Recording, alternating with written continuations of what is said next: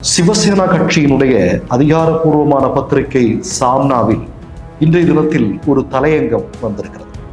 அந்த தலையங்கத்தில் அவர் குறிப்பிட்டிருக்கக்கூடிய விஷயம், வரக்கூடிய 2024 பாராளுமன்ற தேர்தலில் 400 இடங்களில் பாஜக வெற்றி பெறுவதற்காக அவர்கள் முயற்சி செய்கிறார்கள். அதற்கு அவர்களுக்கு பக்கபலமாக இருப்பது என்பது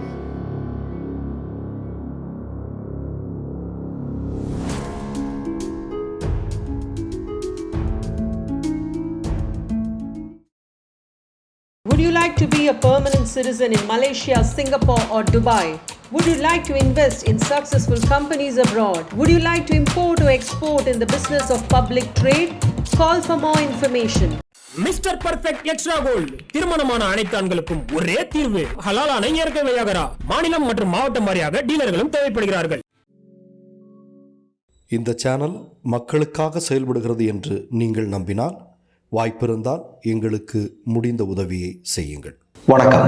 சிவசேனா கட்சியினுடைய அதிகாரப்பூர்வமான பத்திரிகை சாம்னாவில் இன்றைய தினத்தில் ஒரு தலையங்கம் வந்திருக்கிறது.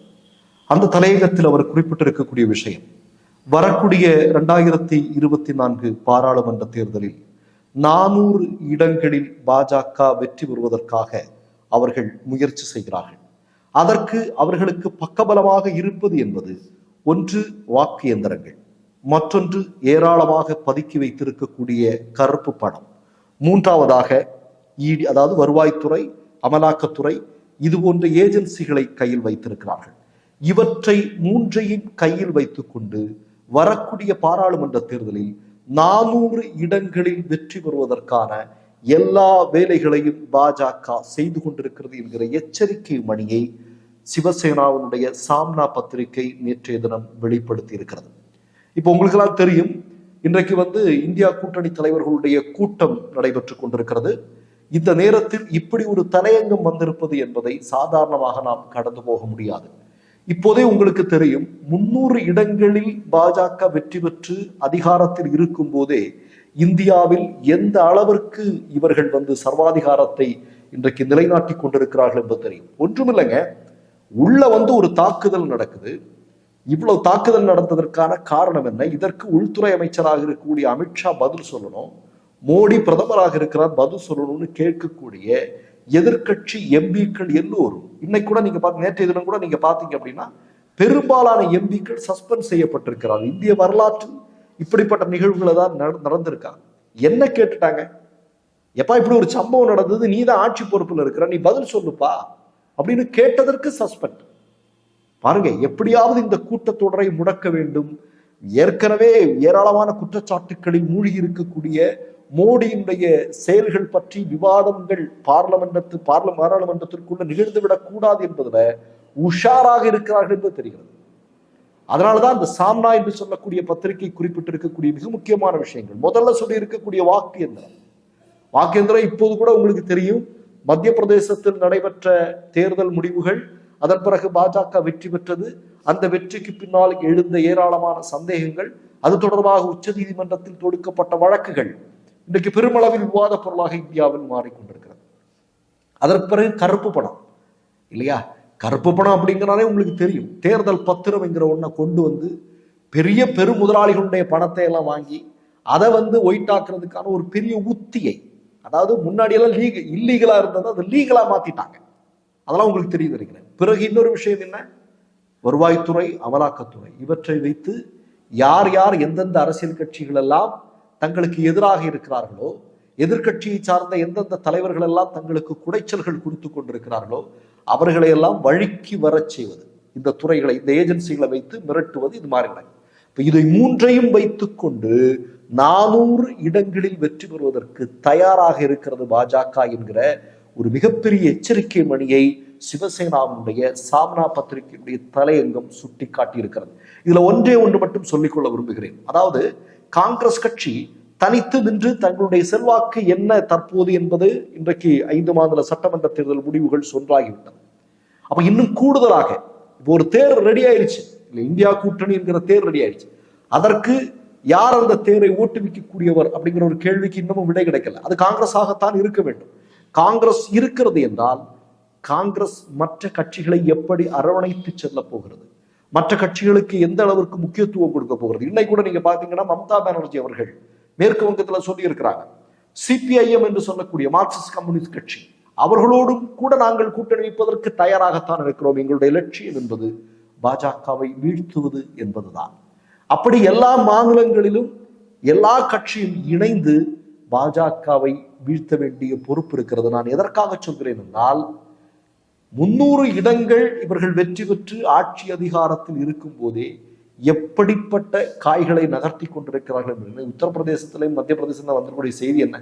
திறந்த வெளிகளில் இனிமேல் இறைச்சி முட்டையெல்லாம் விற்க முடியாது அப்படிங்கிற உத்தரவு பிறப்பிக்கப்பட்டிருக்கிறது. ஒரு 400 பாராளுமன்ற உறுப்பினர்கள் பாஜகவிற்கு கிடைத்து விட்டால் ஜம்மு காஷ்மீர்ல இருந்து கன்னியாகுமரி வரையிலும் நிலைமை என்ன?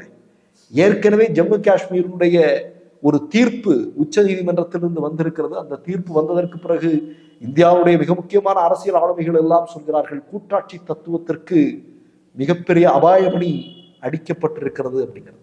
எல்லாருமே மிகப்பெரிய எதிர்பார்ப்போடு இருந்தார்கள் காஷ்மீர் விஷயத்துல சுப்ரீம் கோர்ட் ஒரு மிக முக்கியமான தீர்ப்பை கொடுப்பார்கள் என்று. ஆனால் அப்படி நிகழவில்லை. அதை அரசியல் வல்லுநர்கள் என்ன சொல்கிறார்கள் என்றால், மிகப்பெரிய கூட்டாட்சி தத்துவதற்கு மிகப்பெரிய அளவில் ஒரு அபாயமணி அடிக்கவிருக்கிறது என்று சொல்லியிருக்கிறார்கள். அப்ப இதை நம்ம சாதாரணமாக கடந்து போக முடியாது அப்படிங்கிறதா. இன்னைக்கு கூட நீங்க என்ன பண்றீங்கன்னா, RSS அடிமை ஊடகங்கள் தொடர்ந்து எழுதி கொண்டிருக்கிறார்கள்.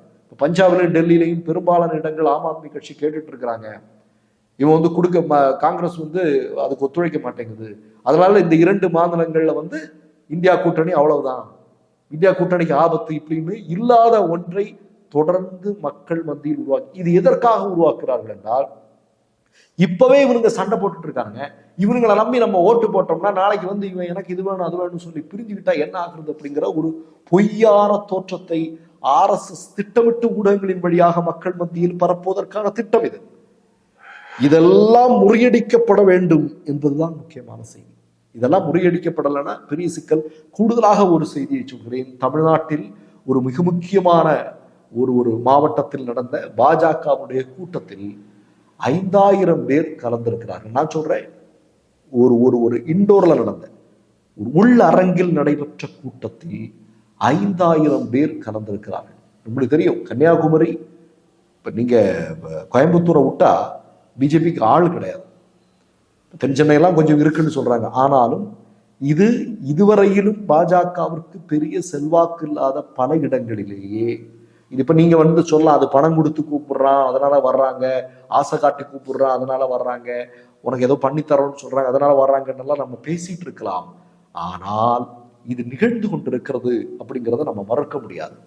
அப்போ ஒட்டுமொத்தமாக எல்லா அரசியல் கட்சிகளும் இன்றைக்கு ஓரணியில் திரண்டு பாஜக என்று சொல்லக்கூடிய இந்திய நாட்டிற்கும் இந்திய மண்ணிற்கும் பெரும் பிரச்சனையை உருவாக்கக்கூடிய கட்சியை தோற்கடிக்க வேண்டிய பொறுப்பு நமக்கு இருக்கிறது. இல்லைன்னா என்ன பண்றதுன்னே தெரியல. மற்றொரு நிகழ்வில் சந்திப்போம். நன்றி, வணக்கம். மை நேம் இஸ் ரெட் சேனலை சப்ஸ்கிரைப் பண்ணிக்கோங்க. அதுக்கப்புறமா பக்கத்தில் இருக்கிற ஜாயின் பட்டனை கிளிக் பண்ணீங்கன்னா ஒரு நியூ பேஜ் ஒன்று ஓப்பன் ஆகும். அதுலேயும் ஜாயின் பட்டனே கிளிக் பண்ணிக்கோங்க. அதில் பார்த்தீங்கன்னா credit R debit card options இருக்கு. இதில் உங்களுக்கு விசா, மாஸ்டர் கார்டு, ரிப்பே அப்படின்னு 3 ஆப்ஷன்ஸ் கொடுத்துருக்காங்க. அதில் நீங்கள் எந்த கார்டு சூஸ் பண்ணுறீங்களோ அந்த கார்டோட நம்பர் என்டர் பண்ணிக்கோங்க. அப்புறமா கார்டோட வேலிடிட்டி மந்த் அண்ட் இயரை டைப் பண்ணிக்கோங்க. அடுத்தபடியா உங்க கார்டோட பின்னால CVC கோடுன்னு சொல்லிட்டு 3 நம்பர்ஸ் கொடுத்துருப்பாங்க. அந்த நம்பர் இதில் என்டர் பண்ணிக்கோங்க. அப்புறமா அட்ரஸ் அண்ட் இன்ஃபர்மேஷன் என்டர் பண்ணிட்டு பைங்கிற பட்டனை கிளிக் பண்ணிக்கோங்க. ஒருவேளை உங்க கார்டு நம்பர் இன்வாலிட்னு காமிச்சிச்சுன்னா உங்க கார்டுல இன்டர்நேஷனல் யூசேஜை எனேபிள் பண்ணுங்க.